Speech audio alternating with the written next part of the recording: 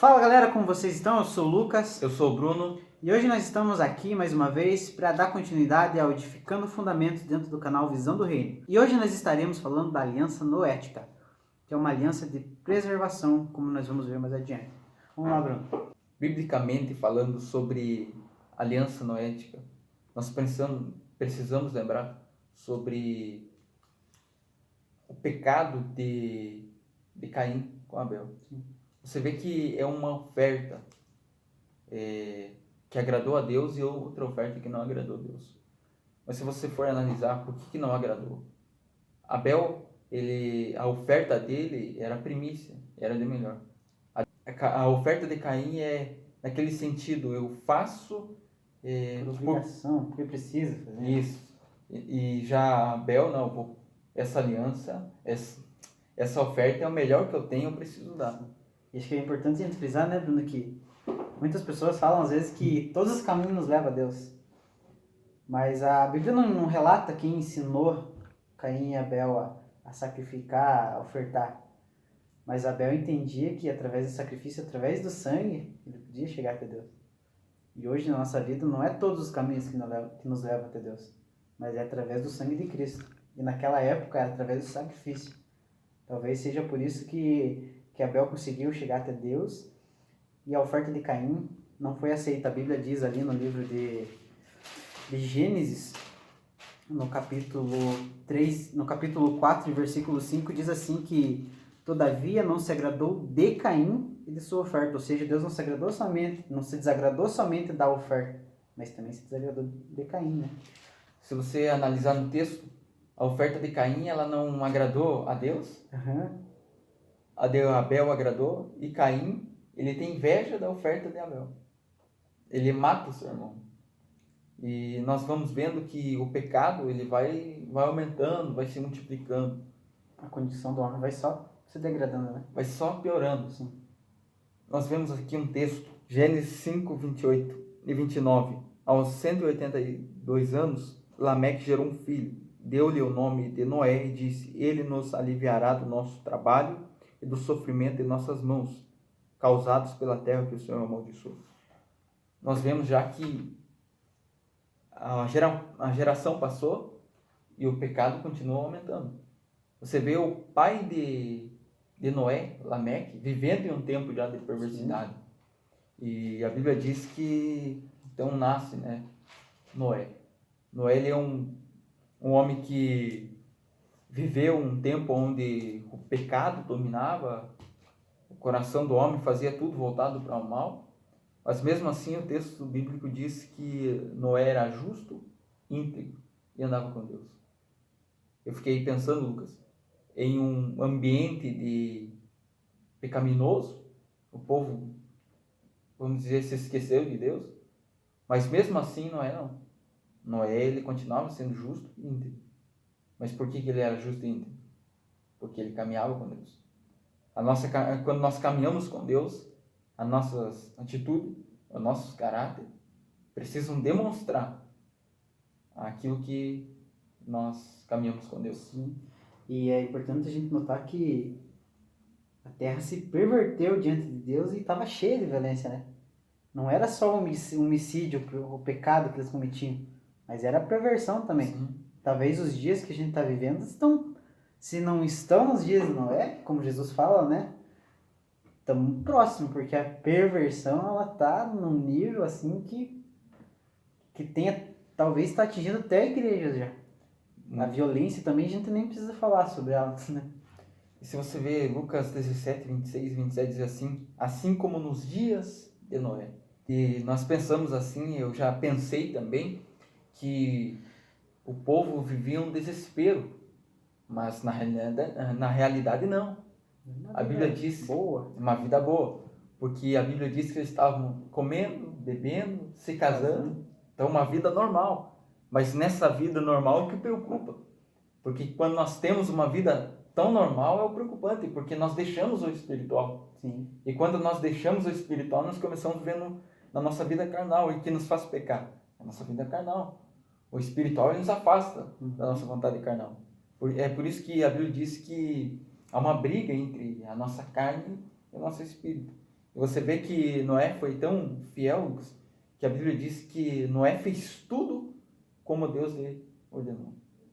Será que hoje, se a gente analisar, a igreja está vivendo como Deus? Sim, num momento assim que, igual você falou, né, Bruno, tava tudo normal. Num momento onde tá tudo normal na vida do povo, Noé construindo a arca. E ele, com certeza, ele pregava arrependimento pro povo. O povo chegava a perguntar: o que você está fazendo aí, Noé, seu louco? Eu estou construindo a arca. Se arrependa que você vai entrar nela e nós vamos se salvar. Ou seja, hoje talvez esteja tudo normal na nossa vida. Mas é necessário pregar o arrependimento dentro e fora de tempo. A gente não sabe que dia Jesus vai voltar, mas a gente sabe que ele vai voltar. E se você analisar, Lucas, como a gente prega sempre, e você falou sobre, quem sabe, isso está acontecendo dentro da igreja, nós não podemos ser rebeldes, mas precisamos ser verdadeiros. Você nunca vê uma campanha sobre arrependimento. Não. Nós vemos campanhas sobre cura, sobre prosperidade, sobre tantas coisas. Mas a gente não vê campanha sobre arrependimento. Porque o arrependimento, muitas das vezes, tem pessoas que não vão aceitar. É como no tempo de Noé. Mas Noé fez a parte dele. Eu vejo assim, Noé estava construindo a arca e Deus estava construindo Algo e não é, né? algo em Noé. A vida com Deus é a mesma coisa. Quando nós construímos algo para Deus, Ele constrói algo em nós para que a gente faça algo para Ele. Viu como fica? Nada sai de Deus. Eu creio sim que é o momento que a gente está vivendo, né, Bruno? Eu creio que é o momento que a gente, nessa quarentena, a gente está construindo a arca.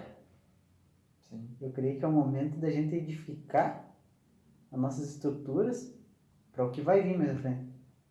Eu creio que esse aqui é só o começo. Também. Ah, Lucas, vai piorar. Você não pode falar que vai piorar. Não posso falar que vai piorar. Eu creio que nós temos uma vida eterna que olho nenhum viu, ninguém jamais sentiu. Mas enquanto a gente está aqui na Terra, a gente vai ser perseguido. Jesus falou isso. Ele sofreu. Nós vamos sofrer da mesma maneira. Mas então eu creio sim que esse momento é o momento da gente criar nossa arca, pregar o arrependimento, para que quando chegar o noivo a gente tá com as vestes prontas. E se você analisar, Lucas, o tempo que Noé falou não foi um tempo curto. Sim, segundo os historiadores, foram aproximadamente 100 anos, né, velho? 100 anos. E se nós ficar pensando, a igreja ela não vem falando há pouco tempo sobre a volta de Cristo, sobre arrependimento, algumas situações que eu vejo assim que é um tempo de despertar para algumas pessoas e é um tempo de alinhar para as outras pessoas. Porque Deus faz duas coisas quando Ele nos chama. Ele nos chama para arrependimento e também para um alinhamento. Então é uma vida, é uma mão só, né, Bruno? Os dois caminhos tem que andar junto, né? O alinhamento e o arrependimento é contínuo, né? É uma construção na nossa vida. Claro. Deus construindo, igual você falou agora pouco. Noé construía a arca, mas Deus construía algo em nós. A gente está construindo a arca através do nosso propósito e através do arrependimento Deus constrói algo em nós. Claro. E se a gente analisar, Deus mandou uma palavra de arrependimento para o povo e mandou uma mensagem de alinhamento para Noé. Sim. Porque mesmo que você não vê que a Bíblia falando que não pode pregar sobre tal assunto. Eu vejo que esse tempo de alinhamento é um tempo de tirar a sujeira que está nos atrapalhando. E a revelação, a missão que nós temos hoje é pregar sobre arrependimento para que o povo esteja preparado para encontrar Jesus. As bases do trono de Deus são o quê? Justiça e juízo. Verdade. Os filhos de Deus clamam por justiça, mas quando a justiça vem, o juízo vem junto. Muito bem, né, Bruno? Noé constrói a arca e é importante a gente entender que Deus manda ele levar dos animais puros sete pares e dos selvagens levar um casal de cada, né? Ou seja, dentro da arca, eu tenho certeza, a Bíblia não fala, mas eu creio que Noé tinha sacrifício, né? Também. E quando Noé desce da arca, qual é a primeira atitude de Noé? No livro ali de Gênesis, no capítulo 8 e versículo 20, vai dizer assim para nós: Você que está aí assistindo, se quiser pegar sua Bíblia e anotando, é importante. Depois Noé construiu um altar dedicado ao Senhor e, tomando alguns animais e aves, todos puros, ofereceu-os como holocaustos, queimando-os sobre o altar. Ou seja, Bruno, aqui a primeira atitude de Noé foi o quê? Foi levantar um altar na terra firme e sacrificar. E aí, através do sacrifício, Noé se aproxima de Deus e Deus começa a proferir as primeiras palavras dos termos dessa aliança, né? E é bom a gente frisar esses termos aqui, que Noé, Deus diz assim a Noé, no capítulo 9, a partir do versículo 1. Deus abençoou Noé e seus filhos e determinou-lhes: sede fecundos, multiplicai-vos e enchei a terra. Sede o medo e o pavor de todos os animais da terra e de todas as aves do céu, como tudo o que se move na terra e todos os peixes do mar. Eles são entregues em vossas mãos. Tudo que se move possui vida, vos servirá de alimento. Tudo isso eu vos dou, como vos dei a verdura das plantas. É importante a gente lembrar aqui dos termos da aliança que Deus fez com Adão. É os mesmos termos que Deus fez com Noé agora. Ou seja, quando Deus se arrependeu, sentiu tristeza da atitude do homem, do pecado do homem na terra, ele não decidiu acabar de uma vez com tudo. Mas ele decidiu o quê? Preservar o homem. Ele destruiu para preservar, ele manteve as famílias, manteve a criação. Ou seja, é uma aliança de preservação. Os mesmos termos que estavam com Adão, continuam com Noé. Ou seja, Deus dá continuidade no processo de redenção dele. E é importante analisar, Lucas, que os mesmos termos que tinha para Adão teve para Noé, mas Adão ele não obedeceu, ele não foi obediente. Sim. Agora Noé foi obediente. É o que nós temos batido sempre, né, Bruno? A aliança exige obediência. Sim. E Adão, ele, em alguns termos, ele não valorizou aquilo que ele tinha sobre controle de tudo, proteção sobre tudo, não. Agora Noé valorizou. Sim. Não, eu vou cuidar, eu vou zelar, porque Deus me deu para cuidar. É muito interessante olhar em um lado ministerial, muitas vezes. Porque quando Deus nos dá algo, Ele nos dá para cuidar. Sim. Então, aquilo que Deus deu para mim, o Bruno cuidar, o Lucas não pode cuidar.